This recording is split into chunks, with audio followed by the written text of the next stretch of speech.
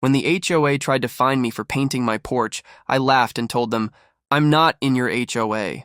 They didn't believe me. They called the cops.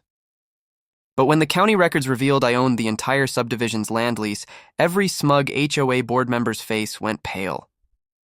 When I first bought the house, I thought I'd finally found peace. It was a cozy, tree-lined property on the edge of the Maple Ridge subdivision, quiet, clean, and far enough from the city that I could hear birds instead of traffic. The only thing I didn't realize was how territorial the local HOA was. The very first day I moved in, a middle-aged woman in yoga pants and an oversized sun hat approached my porch, clipboard in hand. "Hello," she said curtly, eyeing my pickup truck. "I'm Karen, president of the Maple Ridge Homeowners Association. I just wanted to introduce myself and remind you that our community has certain standards." I nodded politely. "Nice to meet you, Karen, but I think you might be mistaken. My property isn't part of your HOA." Her smile vanished. "Excuse me?" I pulled out my purchase papers. "See here? Parcel 17B. It's adjacent to Maple Ridge, but not inside the HOA boundaries." The real estate agent confirmed that. Karen frowned like she'd just bitten into a lemon. "That can't be right. Everyone on this street pays dues. You can't just opt out." "I didn't opt out," I replied calmly. "The lot was never included," she huffed. "We'll see about that." And with that, she spun on her heel and marched back to her SUV. Over the next few weeks, I started getting friendly reminders in my mailbox, notices about unapproved lawn decor, parking violations, and overdue HOA dues. I ignored them all. Then one morning, I woke up to find a bright orange sign staked in my yard. Notice of non-compliance, property in violation of HOA standards. That was the moment I realized this wasn't a misunderstanding. It was a power play. I called the county zoning office. They confirmed exactly what I'd thought. My property was technically outside HOA jurisdiction. Karen and her board were overstepping. When I confronted them at the next HOA meeting, which they tried to bar me from attending, Karen smirked and said, "You can say whatever you want, but you'll still have to pay dues." "Everyone does," I leaned forward. "Karen, you're trespassing every time you post something on my land." Her eyes narrowed. "We'll see what the sheriff says about that." She wasn't bluffing. 2 days later, a patrol car pulled into my driveway. The deputy who stepped out of the car looked more apologetic than aggressive. "Morning, sir," he said. "We got a complaint from the Maple Ridge HOA about a non-compliant resident refusing to follow community ordinances." I sighed. "Let me guess, Karen?" He chuckled. "Yeah, that sounds like her." I handed him my property deed, pointing to the boundary map. "This line right here, that's the HOA border. I'm on the outside. I don't owe them a dime." He scanned the papers, nodded, and radioed back to dispatch. After a few minutes, he turned back to me. "You're right. They've got no jurisdiction here." Karen, however, had followed the deputy up my driveway, arms crossed, face burning red. "He's lying," she snapped.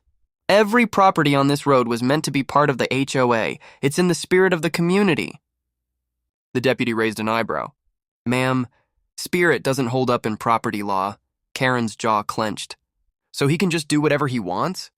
Paint his house neon green? Leave junk in the yard?" I shrugged. "I plan on repainting, but it's not going to be neon green."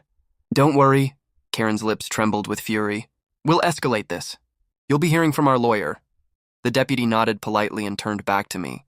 "You're all good, sir. Sorry for the trouble." As the squad car left, Karen stayed behind, glaring holes through me. "You think you've won?" She hissed. "You have no idea who you're dealing with." "Oh, I think I do," I said with a smile. What she didn't know was that I'd recently bought more than just this house. The lot was part of a larger tract that used to belong to the original developer. The title company told me there were still unresolved land leases tied to the HOA's communal property, roads, sidewalks, and even their clubhouse. I'd been curious, so I dug deeper. Turns out the developer had defaulted years ago and the underlying land rights had quietly reverted back to the county. When I bought my parcel, I unknowingly acquired the residual land lease connected to the entire subdivision. It meant one thing. The HOA technically sat on my leased land. I hadn't realized the full scope yet, but I was about to. A week later, a thick envelope arrived from the county clerk's office. Inside were the transfer documents confirming ownership of the ground lease for parcels 125, all within Maple Ridge HOA's footprint. My name was printed on every page. I sat back in my chair, stunned. Karen had called the cops on her new landlord. I didn't rush to tell them. I wanted to wait until the next HOA meeting. I showed up early, wearing my cleanest flannel and a calm smile. When Karen saw me, her face twisted like she'd bitten glass. "You again?" she sneered. "This meeting is for members only." "Oh, I'm very much a stakeholder," I said, handing her a folder. "You might want to take a look at these before you keep talking." She flipped through the papers. At first, her face showed confusion, then disbelief, then pure wide-eyed panic. What is this?" she stammered. "The ground lease," I said evenly. "Every road, every sidewalk, and the community center you're sitting in, they're all on my land now. You've been managing property that technically belongs to me." The room went silent. You could hear the fluorescent lights humming. A man in the back, one of the board members, spoke up nervously. "That can't be legal." "It's 100% legal," I replied. "The original developer defaulted, the county repossessed the lease, and I bought it at auction." "You've been paying taxes on improvements, not land rights." Karen's face turned crimson. "You're bluffing," I smiled. "Then by all means, call your lawyer again." The next week she did, and her lawyer confirmed every word.